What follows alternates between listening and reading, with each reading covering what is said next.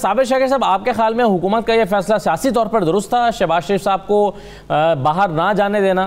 क्योंकि कुछ तज्ज़ाकार ये समझते हैं कि हुकूमत का ख्याल है ये जाकर वापस भी आ जाएंगे तो उसकी वजह से फिर हुकूमत का वो सारा बयानिया कि जी ये भागना चाहते हैं वो तो धड़ाम से गिर जाएगा। तो और फिर ये कि शहबाज शरीफ साहब को जाने नहीं दिया तो वो सियासी तौर पर मुतहरिक हो गए हैं, वो PDM को इकट्ठा कर रहे हैं, वो शायद दोबारा से को मूव बनाने की कोशिश करें। तो ऐसे में कुछ लोगों का ख्याल है कि भाई जाने देना शायद ज़्यादा बेहतर था। आपकी क्या राय है? अच्छा, एक तो जो शहबाज शरीफ ने पेटिशन वापस ली है दरखास्त, वो मेरा अपना ख्याल है कि क्योंकि हुकूमत भी सुप्रीम कोर्ट में एक बहुत ही सख्त किस्म की अपील फाइल कर चुकी है, बिल्कुल और सही, इसमें काफी अहम कानूनी और आईनी नुकात उठाए हैं, और इसमें इवन उन्होंने जुरिस्डिक्शन को भी चैलेंज किया है, और उसमें अगर उसकी प्रॉपर हेयरिंग हो जाती है तो देखना है कि गवर्नमेंट की तरफ से कौन से वकला जाते हैं, तो उसमें एक ऐसा एडवर्स ऑर्डर आ सकता है कि वो मुस्तकबिल में भी जो इस तरह से आसानी से रिलीज ले लिए जाते हैं उनके लिए भी वो एक बनेगा। बिल्कुल, आपने साबिर शाकिर साहब सही कहा कि सबसे बड़ी वजह यही लगती है वापस लेने की। लेकिन फिर मेरा आपसे ही एक और सवाल भी है, वो ये कि क्या अब इस दरखास्त के वापस लेने के बाद इस बात का इम्कान मौजूद है कि सुप्रीम कोर्ट में इसकी हेयरिंग नहीं होगी और जाकर नून लीग ही ये मौक़िफ़ या शहबाज शरीफ ये मौक़िफ़ इख्तियार कर देंगे कि जनाब चूंकि जिस ऑर्डर के अगेंस्ट आप ये सुन रहे हैं वो हमने वो तो दरखास्त ही मेन पिटीशन ही वापस ले लिए, तो आप इसको आप ना सुने और वहाँ से कोई एडवर्स ऑर्डर ना आए? ये एक एडवर्स ऑर्डर, दूसरा फिर एक और बात भी हो गई है, जब गए थे ब्लैक लिस्ट से नाम निकलवाने के लिए तो इधर गवर्नमेंट ने किया है कि उनका नाम में डाल दिया, यानी बजाय इसके कि वो ब्लैक लिस्ट में ही रहते और मामूली की हरकत से ही वो उसको शायद रिवर्स हो जाता, इंतजामी तौर पे भी रिवर्स हो जाता। अब गवर्नमेंट ने उसका नाम भी इसी एलिमेंट दिया। इस पटिशन में उनको कोई रिलीफ मिल भी जाता है। पहली बात है कि सुप्रीम कोर्ट में अपील आ चुकी है और हाई कोर्ट में उससे कोई मेरा नहीं ख्याल के सुप्रीम कोर्ट में अपील होते हुए हाई कोर्ट उसमें किसी किस्म का कोई नोटिस इशू करती, तो इसलिए वो वहाँ पे बहुत स्कोप कम हो गया था और सही मशवरा दिया उनके वकला ने शहबाज शरीफ साहब से कि अब मेरा ख्याल है कि वापस ले लेनी चाहिए जी। दूसरी बात जो है PDM का इजलास बुलवाने के लिए अब बात वाज़ेह तौर पे हो गई है कि मुस्लिम लीग नवाज या शहबाज शरीफ साहब अब ये तासुर दे रहे हैं कि भाई अब ड्राइविंग सीट पे मैं आ गया हूँ और मरियम सफदर साहिबा को आप कुछ भूल जाएं, और उन्होंने जो आपके बारे में सख्त जुबान इस्तेमाल की पीपल्स पार्टी की लीडरशिप के बारे में, पीपल्स पार्टी के बारे में, वो ज़रा भुला दें। अब हम आगे बढ़ते हैं और दोबारा आप PDM के फोरम पे पीपल्स पार्टी को बुलाने की कोशिश करते हैं, क्योंकि पीपल्स पार्टी के बगैर जब तक पीपल्स पार्टी हामी नहीं भरेगी मौजूदा पार्लिमानी निज़ाम में मौजूदा पॉलिटिकल सेटअप जो है वो डिस्टर्ब नहीं हो सकता किसी भी सूरत में। और पीपल्स पार्टी ने इसीलिए पंजाब में भी तहरीक अदम एतमाद का एक ऑप्शन दिया था और मरकज में भी तहरीक अदम एतमाद का ऑप्शन दिया था कि हम ये रास्ते इख्तियार करते हैं, लेकिन मरियम सफदर साहिबा ने दोनों ऑप्शन मुस्तरद कर दिए थे, क्योंकि उसकी सूरत में हमजा शहबाज के चांसेस थे मौजूद CM के लिए और ऊपर शहबाज शरीफ साहब को ऑफर कर दी थी, यानी मखलूत हुकूमत बनाते हैं -PTI।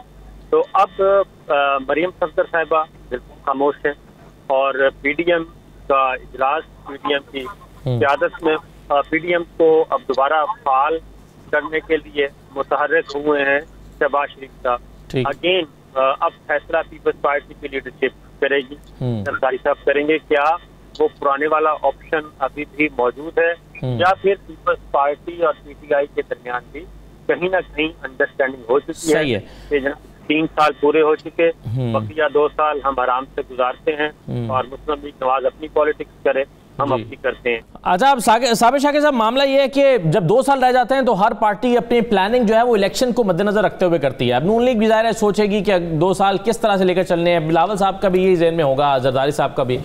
तो अब जहांगीर तरीन ग्रुप को या वो जो इलेक्टेबल्स होते हैं 30-40 जो बड़े मैटर करते हैं पाकिस्तान की पॉलिटिक्स में, उनको नाराज़ करके या उस ग्रुप के साथ तहफ़्फ़ुज़ात को पैदा करके या जहांगीर तरीन साहब के मामला अगर सेटल नहीं होते तो PTI कैसे इलेक्शन को प्लान करेगी अगले इलेक्शन को? देखिए, अगले इलेक्शन के लिए तो जो प्लानिंग है वो -JKT होगी और जो JKT ग्रुप है ये सिर्फ वक्ती तौर पे नहीं बना, बल्कि ये मुझे तो लगता है कि अगले इलेक्शन में भी ये एक अलग सियासी जमात के तौर पे हमारे वजूद में आ जाएगा और इसमें कुछ और इलेक्टेबल्स भी शामिल हो जाएंगे और फिर ये इलेक्शन लड़ेंगे। और ये इसीलिए पाकिस्तान तहरीक-ए-इंसाफ खासतौर पर इमरान खान अब जितनी भी प्लानिंग तो कर ये रहे हैं पाकिस्तान इलेक्टेबल्स पार्टी होगी ये देखते हैं कि इसको अरशाद आरिफ साहब ज्यादा बेहतर बताएंगे कि तो किसके साथ इसकी मुमासलत ज्यादा पाई जाएगी। ठीक है क्योंकि साबिर शाकिर साहब कहीं आपका इशारा इस तरफ तो नहीं कि हर जमात में अच्छे लोग हैं और हर जमात के अच्छे लोग इकट्ठे हो जाएं? बिल्कुल, मैंने आपसे रजू किया। हसरत रही है 2002 वाली काफिले तो नहीं बना रहे आप दोबारा? तमाम अच्छे लोग, हजारों ख्वाहिशें ऐसी। तो तमाम अच्छे लोग जो हैं वो अच्छा भी तो एक बहुत वेग टर्म है ना। अच्छा भी तो बड़ी वेग टर्म है ना एक इन्वर्टेड कामास में चौकताई साहब। हाँ मुझे नहीं, मैंने कहा ना, मैं तो खुल के बात कर रहा हूँ, वेग टर्म है। तो इनका इंतखाबी निशान फिर वो तो नहीं होगा जो चौधरी निसार का इंतखाबी निशान था? तो इसलिए ये सारे इकट्ठे हो जाते हैं। तो इकट्ठे अगर हो जाते हैं और इकट्ठे होकर इलेक्शन लड़ते हैं तो फिर अगला जो है बैलेंस ऑफ पावर जो है वो उनके हाथ में होगा। अगले इलेक्शन भी इसीलिए अगले इलेक्शन भी ऐसे ही होंगे, मखलूत हुकूमत ही आएगी क्योंकि मजीद इसमें डिवीजन होगी। तो जहांगीर तरीन ग्रुप भी इसीलिए कह रहा है कि हम मौजूद हैं और अब हमारा मुस्तकिल ग्रुप है, हम मुस्तकिल काम करेंगे। और पाकिस्तान तहरीक इंसाफ भी, खास तौर पर इमरान खान की बात करूंगा, वज़ीर आज़म इमरान खान भी ये सोच के कि ये बजट में भी मुझे नुकसान पहुंचा सकते हैं और बजट के बाद भी कोई सिचुएशन हो सकती है, इसलिए शाह महमूद कुरैशी साहब बड़े वाज़ेह तौर पे कह चुके हैं कि कोई सियासी नुकसान उठाने के लिए हम तैयार हैं और अपोजिशन बेंचों पर बैठने के लिए भी तैयार हैं। तो ये बजट बहरहाल बजट सेशन जो है पंजाब का भी और मरकज का भी और बलूचिस्तान का भी, ये तीनों बजट इम्पोर्टेंट होंगे। और इसमें उसकी वजह यह है कि जितने भी इस वक्त JKT के साथ मामला तय किए जा रहे हैं तो वो है वक्ती तौर पे एक दूसरे को ब्लफ कर रहे हैं। JKT पाकिस्तान तहरीक इंसाफ को ब्लफ कर रहे हैं और पाकिस्तान तहरीक इंसाफ उनको ब्लफ कर रही है और कह रहे हैं कि मामला ठीक हो गया है। और कोशिश ये है इनकी कि ये बजट अप्रूव हो जाए।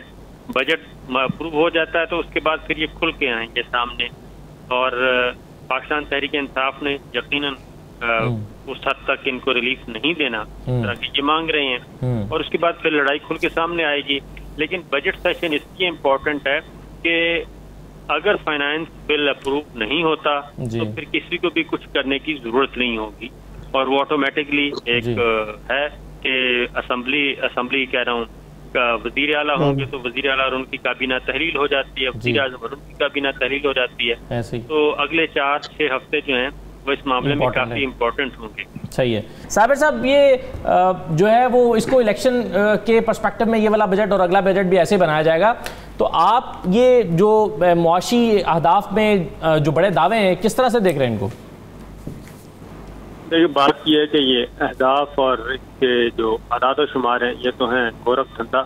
इसको समझने के लिए मेरा ख्याल है कि हम इस वक्त 4-5 मेहमान जो हैं आप समेत 5 मजीद इनको PhD करनी पड़ेगी, फिर कहीं जाके ये सारी बातें समझ आएंगी। लेकिन जो ग्राउंड पे चीज़ है वो यही है कि अब आई थिंक शौकत तरीन साहब कह भी चुके हैं कि माजी में इन्होंने जो IMF का रोड मैप था अब उसको उन्होंने फॉलो नहीं करना, कीमतें नहीं बढ़ानी और कीमतों को इस्तेहकाम देना है और अगले बजट को रिलीफ देना है।